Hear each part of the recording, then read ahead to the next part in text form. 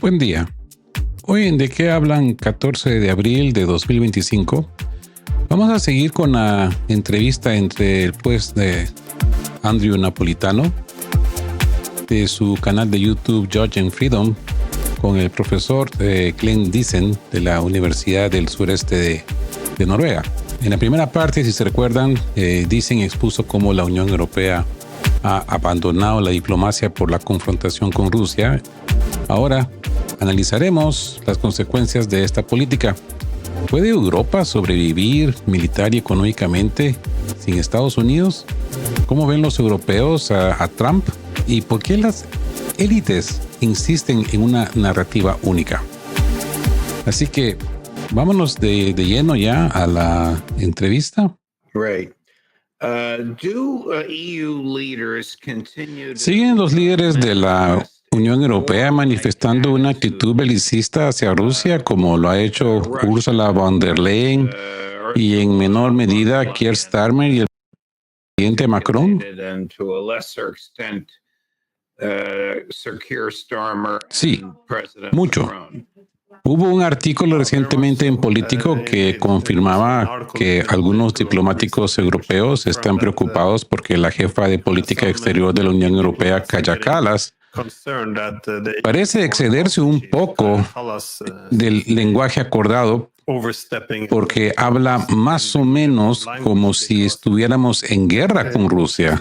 Luego se sienta en un escenario y argumenta que lo ideal sería derrotar a Rusia porque si se fragmentara en muchos estados más pequeños sería algo positivo. Además, siendo la principal diplomática de la Unión Europea, también dice que no cree en la diplomacia con Rusia, porque en su opinión Putin es un criminal de guerra y no se habla con criminales de guerra. Creo que esto es un problema más amplio en Occidente, no solo en la Unión Europea después de la Guerra Fría. Tuvimos la idea de que la diplomacia ya no se basaba en el entendimiento mutuo y el compromiso, sino en una hegemonía liberal. La idea era que asumíamos un rol pedagógico, es decir, que el propósito de la diplomacia era formar a otros para que fueran más como nosotros. Era entre maestro y alumno, entre sujeto y objeto. Así, el propósito de la diplomacia era castigar y recompensar según el comportamiento. Así ha funcionado la diplomacia. Eso es lo que también vemos con la OTAN.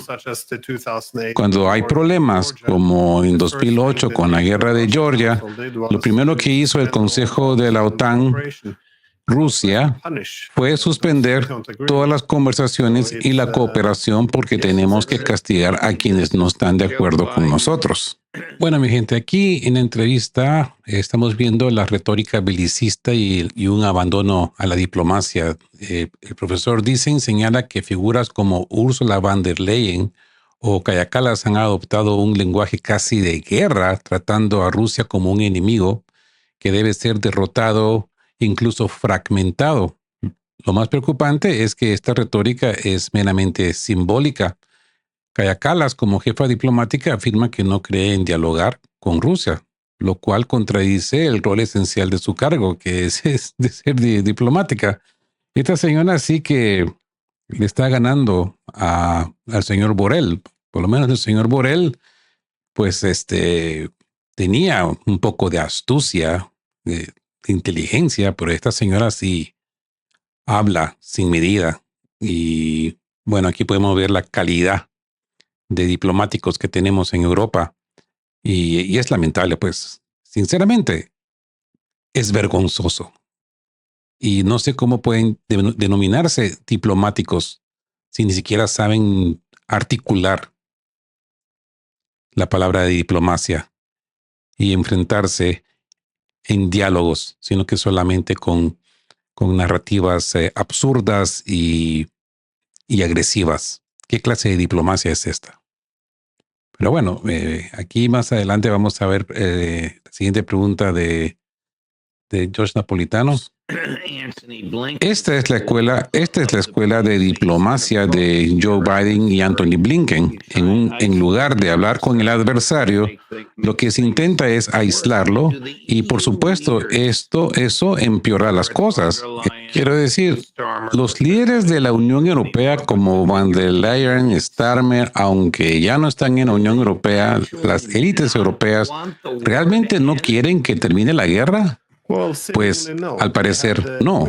Algunos líderes europeos intentaron iniciar la diplomacia. Víctor Orbán, por ejemplo, de Hungría, lo hizo. Viajó a Kiev para hablar con Zelensky, luego fue a Moscú a hablar con Putin para explorar posibilidades de negociación.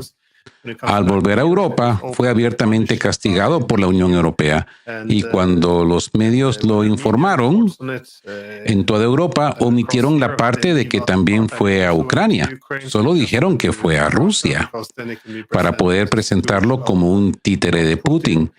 Y así es, más o menos como se cubre todo. De hecho, ese ha sido el consenso en la Unión Europea durante los últimos 3 años.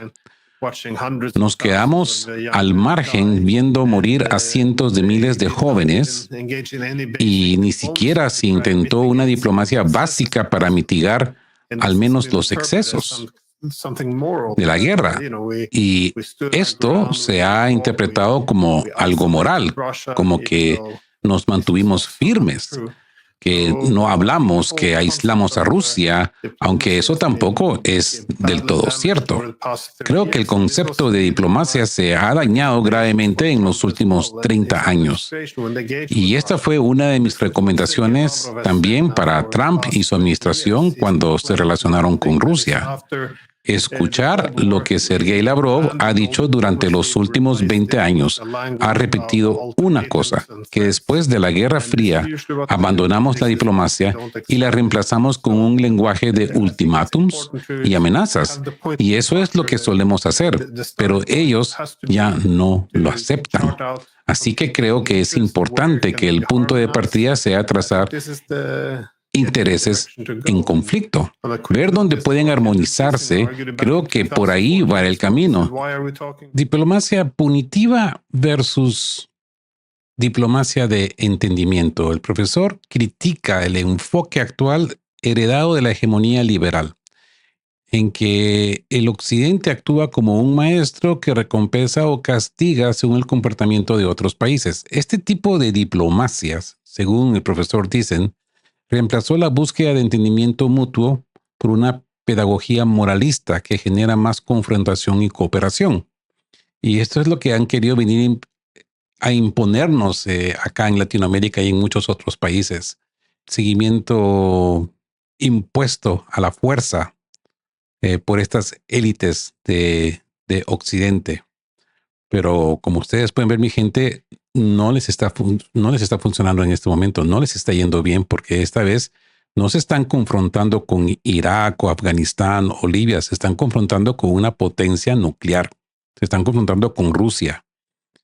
Y no solamente es que Rusia es una potencia nuclear, sino que también tiene un alto nivel de diplomacia que lamentablemente la diplomacia occidental pues no encaja, porque han perdido sus atributos de diplomacia. Y esto es lo que acá enfatiza el profesor Thyssen y también soportado por el juez Napolitano. Al respecto de la pregunta del profesor Napolitano, la marginalización y de iniciativas de paz, el profesor Thyssen habla que como el ejemplo de Víctor Orbán es presentado como un caso de disidencia cuando él intentó actuar como mediador entre Kiev y Moscú. Y fue penalizado y desacreditado por los medios y organismos europeos, en parte por desafiar la narrativa predominante. Y el hecho de que hayan ocultado de que Víctor Orbán no fue a Ucrania, pues que es todo lo contrario. Él visitó los dos países, visitó Rusia y visitó Ucrania. Pero en la media occidental esta parte la ocultaron solamente para poner a Víctor Orbán como que si fuera un títere de Putin. Y lamentablemente la mayoría de la gente, la mayoría de la masa cae en esto, en esta ceguera de la geopolítica, que después les es inadmisible entender la verdad. Porque como bien hemos visto últimamente, nos repiten tanto la mentira y nos la repiten y nos repiten que termina siendo nuestra verdad. Y ese es un síntoma. Te lo repiten tanto que al final te convencen y piensan de que estás escuchando la verdad. ¿Por qué? Porque tú piensas, es que lo dice la CNN, lo dice la BBC, lo dice el Sky News, lo dice el Washington Post, lo dice el New York Post. Y lo dice RTP y lo dice FTP y todas estas noticieros de abecedarios. Entonces tú piensas que como todo el mundo está diciendo lo mismo, pues es una verdad.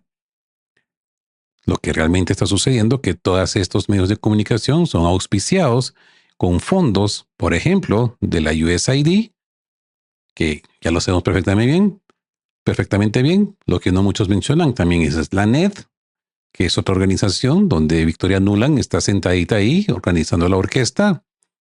Y bueno, la falsedad de la narrativa sigue en pie. Y aquí, pues, el profesor dice, pues, muestra un ejemplo, cómo quisieron desacreditar a Víctor Orbán. Es un fracaso, el fracaso de la estrategia de aislamiento, el aislamiento de Rusia, lejos de debilitarla, ha reforzado la narrativa rusa de que Occidente no busca paz, sino sumisión. Esto ha generado alianzas alternativas, debilitando el poder blando europeo y erosionando la confianza en el sistema financiero internacional. Por ejemplo, el congelamiento de los activos rusos es un total robo, a diestra y siniestra, por pasiva y por activa. Es un robo. El problema es de que esto está destruyendo la credibilidad de los sistemas financieros de Occidente. Ya empezamos a ver casos de magnates indios que están sacando sus dineros o ahorro de la banca europea porque ya no le confían. Por supuesto, miran de que India, el país de ellos, es un buen socio de Rusia, pues tienen miedo de que ellos van a ser penalizados y sancionados y les van a quitar su dinero. O sea, un imperio occidental en declive. Y no es culpa de los rusos, no es culpa de China, no es culpa de Irán, no es culpa de África, es culpa de ellos mismos. Y bueno, sigamos con la entrevista porque más adelante vamos a ver cómo Europa necesita un enemigo para sobrevivir. Increíble, ¿no? Esto es lo que argumentó Henry Kissinger en el 2014. Dijo, ¿por qué hablamos de intentar derrotar o destruir a los rusos? Si reconocemos que Rusia es una gran potencia y él estuvo de acuerdo con eso, entonces debemos ver cuáles son nuestros intereses clave. Y si podemos acomodar los intereses clave de Rusia, este es el realismo que hoy predica de forma más destacada su colega y nuestro colega, el profesor John Mearsheimer, quien estará con nosotros en 2 horas. Si Estados Unidos se retira de la OTAN o se detiene el envío de armas, ¿tienen los países europeos el dinero y el equipo militar para reemplazar lo que ha estado suministrando Estados Unidos?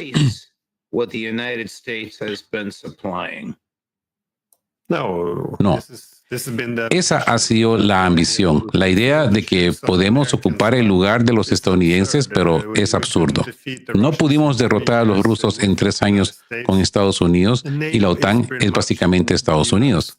Así que quitar a Estados Unidos de esta ecuación y pensar que los europeos pueden solos es absurdo. Además, ya vaciamos nuestros depósitos de armas, así que no tiene sentido. ¿Y qué estamos ganando? ¿Una guerra contra Rusia, la mayor potencia nuclear del mundo, que considera esto una amenaza existencial? ¿Cómo va a terminar eso? Vamos a gastar dinero que no tenemos en armas, que no se pueden producir en años. No queremos negociaciones de paz en una guerra que efectivamente ya ha sido perdida. Y cada día se pierden más hombres y territorios. Incluso nos negamos a reconsiderar sanciones que todos reconocen que no funcionan. Estamos, sí, robando los fondos soberanos de Rusia y el resto del mundo no nos ve como personas morales defendiendo a Ucrania. Ven que se ha perdido toda la confianza en nuestro sistema financiero. Así que nada tiene mucho sentido. Creo que estamos reaccionando por reflejo. Ya no hay imaginación política. Toda la clase política creció en los últimos 30 años, pensando que viviríamos bajo la hegemonía liberal. La hegemonía colectiva de Occidente aseguraría que los valores democráticos y liberales serían promovidos y crearían un sistema internacional completamente diferente. Ahora que eso se desmorona, no saben qué hacer. Esta generación posterior a la Segunda Guerra Mundial que dirige Europa probablemente ni siquiera puede imaginar un mundo sin los rusos como enemigos, ¿verdad? No, creo que ese es un problema clave. ¿Por qué? ¿Qué va a generar unidad? Y eso es un gran problema porque la historia de Europa no ha sido una de solidaridad. Después de la Segunda Guerra Mundial, con el orden bipolar, era fácil encontrar solidaridad. En el orden unipolar, tras la Guerra Fría, también fue posible con la idea de una hegemonía colectiva, pero en un mundo multipolar donde Rusia no es enemiga, ¿qué unirá a Europa? No queda mucho. Por eso preocupa que sin alianzas en tiempos de paz, que por cierto son un gran cáncer en el sistema internacional porque perpetúan los conflictos, no haya una amenaza externa y sin esa amenaza no hay solidaridad. Y si Estados Unidos se retira, eso también es problemático. Estoy a favor de que Europa se independice.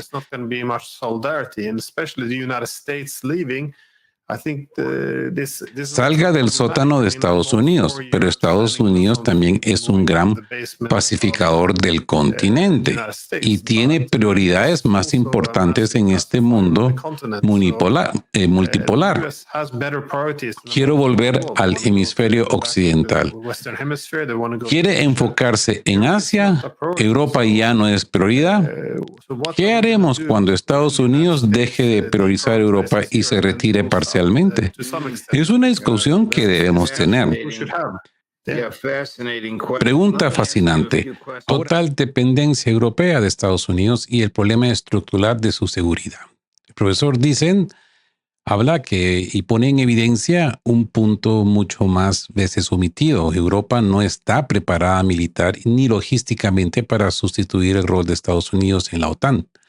Y la autonomía estratégica es un discurso que no se sostiene con los hechos. El vacío político e intelectual en Europa, para el profesor Dicen, una generación de líderes europeos ha crecido con la idea que los valores liberales occidentales eran incuestionables y dominantes. Al desmoronarse este orden, no saben adaptarse a un mundo multipolar. Esto ha creado una parálisis estratégica donde la reacción prevalece sobre la visión.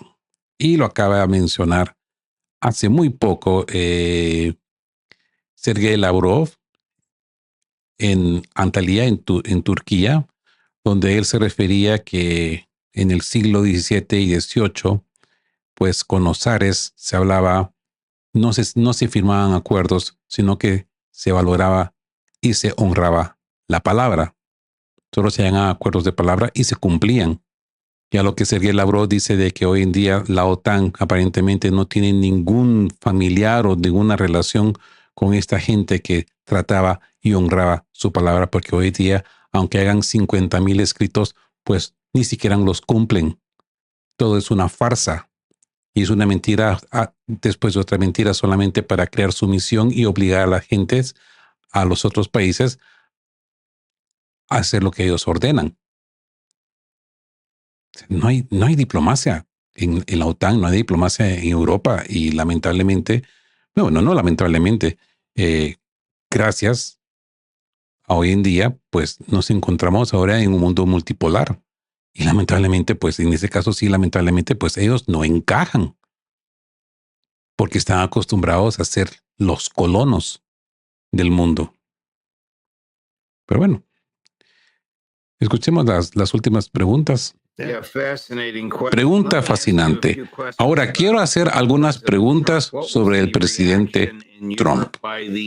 ¿Cuál fue la reacción en Europa tanto de las élites como de la gente común ante ese experimento loco de 5 días con los aranceles?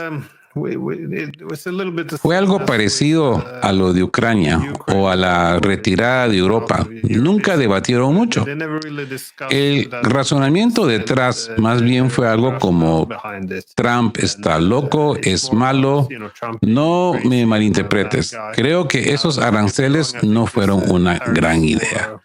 Pero no sé, podía tener un debate racional al respecto. Hay que reconocer que Estados Unidos se está sobreextendiendo, tiene problemas, no puede mantener el status quo. Siempre he sido fan del sistema estadounidense de Alexander Hamilton y Henry Clay, y intento lo que Trump pensaba, que si impones aranceles temporales y dirigidos para proteger la industria local, puedes ganar tiempo para que esas industrias maduren y se vuelvan competitivas a nivel internacional.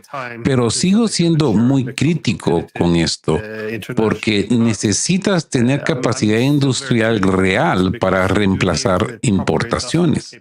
Y hay que combinarlo con políticas industriales sólidas. No veo eso. Por lo tanto, esto solo generaría inflación, pero el debate pudo haberse dado. En cambio, es como con Rusia o Putin. Trump es simplemente un hombre malo que hace las cosas malas. Las motivaciones no se discuten. Hay una frase famosa de Nixon, la parafraseo, dijo en una conversación con Kissinger, que piensen que estoy loco. Pero el debate pudo haberse dado en cambio. Es como con Rusia o Putin o Trump. Todo se reduce a hombres malos que hacen cosas malas. Las motivaciones realmente no se discuten. Hay una frase famosa de Richard Nixon, estoy parafraseando. Dijo en una conversación con Henry Kissinger que piensen que estoy loco. ¿Creen las élites europeas que Trump está loco o piensan que es loco como un zorro, como decimos? Bueno, de nuevo, creo que sería una muy buena decisión. Esto es básicamente la teoría del loco de Nixon. Si tus adversarios creen que eres un poco loco e impredecible, entonces no intentarán provocarte, porque estarían demasiado preocupados por una respuesta irracional. Y creo que Trump se inclina mucho hacia esto. Dijo esto cuando estaba en la oposición. Que no debes dejar que tus oponentes sepan lo que estás pensando. Si temen que eres algo irracional, eso puede ser útil. Puedes obtener algunas ventajas a corto o mediano plazo con esta estrategia de loco, haciendo que la gente crea que podrías estar loco, pero a largo plazo eso reduce mucho la confianza. Porque al igual que en la economía, necesitas previsibilidad. Pero deberíamos estar familiarizados con la teoría del loco. Estoy convencido de que Corea del Norte también la aplica. Por eso somos cautelosos al provocarlos, porque si no sabemos cómo van a responder, entonces no nos sentimos cómodos subiendo la escalada. Así que sí, Trump está jugando al loco, pero esa es la genialidad del rol. No sabes si lo está fingiendo o si realmente está loco. Mad for real. If there is such a thing as the average European voter, a big if. Si existe tal cosa como el votante europeo promedio, que es un gran sí, ¿qué piensa ese europeo promedio de Donald Trump? Bueno, de nuevo, depende de qué país hablemos. hundreds and hundreds of newspapers and TV channels, but they're all En Europa tenemos cientos de periódicos y canales de televisión, pero todos dicen más o menos lo mismo. Antes no era así, había más diversidad de opinión. Ahora hay mucha conformidad y creo que eso es una consecuencia de la integración europea. Si tienes muchos países con una política común, ¿cómo lo logras? Generalmente lo hacen enmarcando todo como bueno o malo para empujar hacia una posición común. Y creo que Trump pasa lo mismo. Creo que con Trump pasa lo mismo. Tiene que ser todo malo. Pero más allá de los titulares, cuando hablas con la gente real, especialmente en Europa del Este, por alguna razón alrededor de Hungría, Eslovaquia, incluso República Checa, ves empatía y apoyo hacia Trump. No tanto ahora por cosas como Yemen, Gaza, etcétera, pero reconocen que las políticas globalistas de Biden no eran sostenibles. Así que si solo lees los periódicos europeos, no creo que entiendas realmente cómo se siente la gente. If you only read the newspapers in Europe, I don't think you would get a good sense unless Entiendo. Gracias por eso. Profesor, dicen, excelente conversación, muy agradecido. Espero que vuelva pronto. Cuando quiera, pues todo lo mejor para usted. Bueno, mi gente, excelente entrevista, ¿no? Bueno, vamos a sacar los puntos claves de la entrevista y vamos a empezar por Europa no está preparada para reemplazar a Estados Unidos en la OTAN. Y los datos claves serían, el profesor señala que la OTAN es básicamente, pues, Estados Unidos. Y Europa ha vaciado sus arsenales y carece de capacidad industrial para producir armas a corto plazo. Y esto es algo que ha puesto en evidencia Mark Rutte, el nuevo gerente de la OTAN, donde él mismo habla de las estimaciones de cómo Rusia sobrepasa la producción industrial sobre el complejo occidental. Y esto es en su total, incluyendo Estados Unidos, Japón y Australia. Creo que él decía que Rusia los sobrepasa creo que 4 veces. Y la idea de una autonomía estratégica europea es un espejismo. Sin Estados Unidos, la OTAN pues colapsa. Y las sanciones a Rusia, que incluso la Unión Europea conoce que son inútiles, han dañado más a Europa que a Moscú. El profesor lo resume, gastamos dinero que no tenemos en una guerra perdida. Y en el bloque 2 de la entrevista, pues se concentra más en la crisis de liderazgo de Europa. Y como punto clave podemos descartar las élites europeas no saben actuar en un mundo multipolar, cuestión que hablamos en su momento. Una de las citas destacadas que me gustaría destacar sería que toda la clase política creció pensando en la hegemonía liberal. Ahora que eso se desmorona, no saben qué hacer. Europa no tiene un enemigo externo que lo una y sin Estados Unidos la solidaridad pues se evapora. En contexto, el profesor conecta esta crisis con el legado de la Segunda Guerra Mundial. Las élites europeas necesitan un enemigo.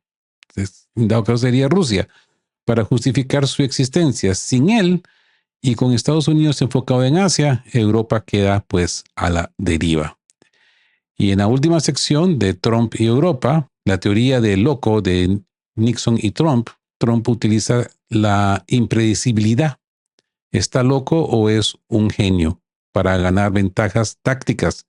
El profesor advierta que a corto plazo pues funciona, pero erosiona la confianza a largo plazo. La percepción real de Trump en Europa es de que medios europeos pintan a Trump como el malo pero en Europa del Este, dígase Hungría, Eslovaquia, hay apoyo a sus políticas antiglobalistas. La gente reconoce que el globalismo de Biden es insostenible. En conclusión, para ustedes, mi gente, dicen, revela 3 crisis simultáneas. La militar, Europa es incapaz de defenderse sin Estados Unidos.